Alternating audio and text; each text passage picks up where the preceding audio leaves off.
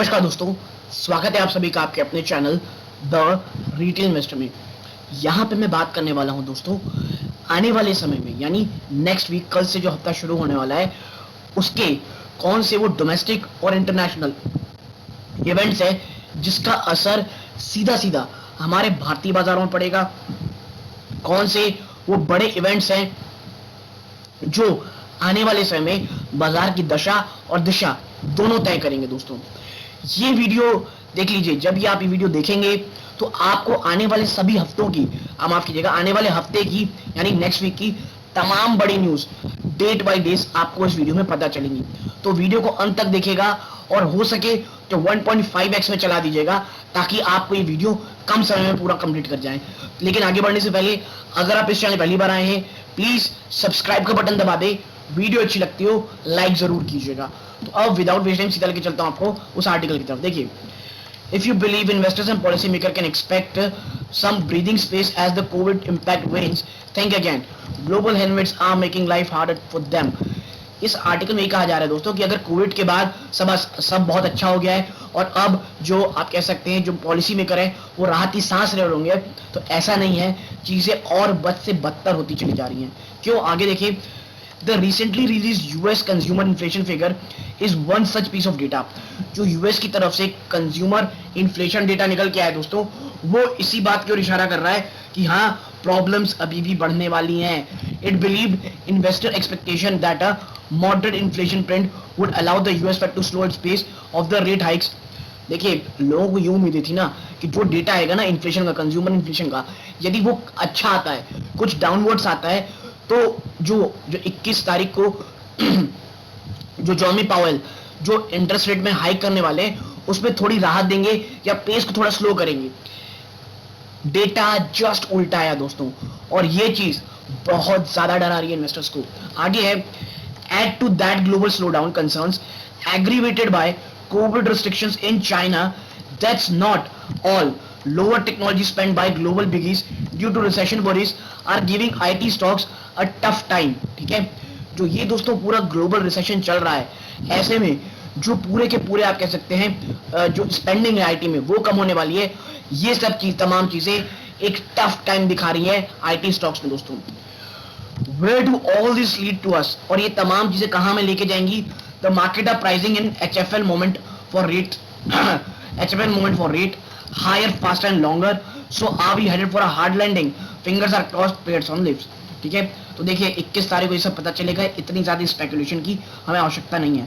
अब बात करते हैं मेन डेटा की कि कैसे कैसे इवेंट होने वाले हैं। तो देखिए, मंडे यानी 19 तारीख को, यानी कि कल, चाइना का FDI, how is the Chinese economy looking, mainly dependent on its global exports. The FDI it give a fair idea of direction in which the economy is moving. China का FDI data कल आने वाला है दोस्तों। इससे हमें यह समझ में आएगा कि चाइना की इकोनॉमी किस तरह काम कर रही है और वहां एफडीआई इनफ्लोस कह लीजिए जो कहा जा रहा है कि वहां से निकल रहे हैं, ये सिर्फ बातें हैं या ऑन पेपर चाइना अभी भी एक huge amount of FDI receive कर रहा है। तो इसकी सच्चाई हमें कल पता चलेगी और ये ग्लोबल इकोनॉमी के लिए बहुत इंपॉर्टेंट रहेगा दोस्तों, क्योंकि तमाम नेगेटिव, तमाम हम कुछ भी झुटला लें, लेकिन चाइना दोस्तों आज भी वर्ल्ड की फैक्ट्री है। आगे रहेगा कि नहीं रहेगा ये हम नहीं कह सकते। आगे देखें, the August number due to Monday will throw more light. जो अगस्त के नंबर जो कल आने वाले दोस्तों, ये बहुत बड़ा लाइट पैदा करेंगे, मतलब इस रोशनी डालेंगे इस न्यूज के ऊपर। ट्यूसडे सितंबर 20, यूएस हाउसिंग डेटा। ये इतना इंपॉर्टेंट डेटा है दोस्तों कि जो मंगलवार का दिन है, हाउसिंग डेटा आने वाला है। Housing starts in the United States came off to 9.6% month on month to 1.46 million units in July. Housing start in the United States came off, देखिए दोस्तों कि जो आया था दोस्तों, डेटा आया था वो 9% कम आया था दोस्तों, month on month to 1.46 million unit जुलाई में, जो कि लोएस्ट था सिंस फरवरी 2021 and the reading is well below mark estimate of 1.54 million. और जो एस्टिमेट लगाया गया था वो लगभग 1.54 मिलियन का था और जो नंबर निकल के आए वो केवल 1.46 मिलियन थे। The housing sector is in slowdown due to soaring prices of input and rising mortgage rates. और जो हाउसिंग में स्लो डाउन देखने को मिल रहा है, ये कोई सरप्राइज लेके नहीं आ रहा दोस्तों। जिस तरह से लगातार इंटरेस्ट रेट बढ़ रहे हैं, इसका सीधा असर हाउसिंग में हो रहा है, और जो मॉर्गेज रेट्स हैं, जो इंटरेस्ट रेट हैं, वो इतने ज्यादा बढ़ते जा रहे हैं कि लोग अब खरीदने से पहले कई बार सोच रहे हैं दोस्तों। अब बात करते हैं वेडनेसडे की, यानी कि बुधवार की। Fed interest rate high decision, ये आप मान के चलिए मेक इट और ब्रेक इट मोमेंट रहेगा। आप देखिए, clearly putting all its ammunition to work, the Federal Reserve raised the target rate for the Fed rate hike by 75 to 2.25% in July, the fourth consecutive rate hikes. This pushed borrowing cost to highest level since 2019, and given the biting inflation, is there a high probability of a jumbo-sized rate hike around the corner? Fed fund future imply investor were pricing in a more than 81% chance of another super size 75 basis point interest rate hike in September. देखिए, जो investor है ना, उनके हिसाब से 81% लोग ये कह रहे हैं कि एक jumbo size, super size 75 basis point तो जो कह लीजिए प्राइस है, इंटरेस्ट रेट है, वो बढ़ने वाला है। और ये जो गिरावट आप देख रहे हैं, ये इसी को प्राइस इन कर रही है। लेकिन प्रॉब्लम तब होगी जब आप देखेंगी अगर फेड 1% रेट हाइक कर देता है। आप यकीन मानिए, जिस तरह की गिरावट आप देखेंगे ना स्टॉक में या पूरे बाजार में, पूरे वैश्विक बाजारों में, वो अपने आप में आप कह सकते हैं कोहराम मचा देगी दोस्तों। यदि फेड 1% बढ़ाता है, हाँ 75 बेस पॉइंट बढ़ाता है, मुझे लगता है बाजार नीजर रिएक्शन देगा, लेकिन वापस से एक कह लीजिए आपको वापस से खड़ा होता दिखाई देगा बाजार। अब बात करें थर्सडे की, तो देखिए boughs rate call. Now Japan's central bank is probably the only one that's staying out of the current policy tightening loop. The Bank of Japan has reiterated that it will not hesitate to take extra easing measures if needed, a sign that will remain an outer amidst the global wave of central banks tightening.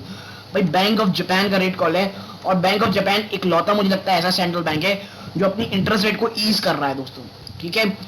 और देखना ये होगा, जिस तरह की commentary निकल के आ रही है वो तो यही लग रहा है कि आने वाले समय में भी इंटरेस्ट रेट केवल इजी किया जाएगा, तो देखना ये होगा किस तरह काम करता है।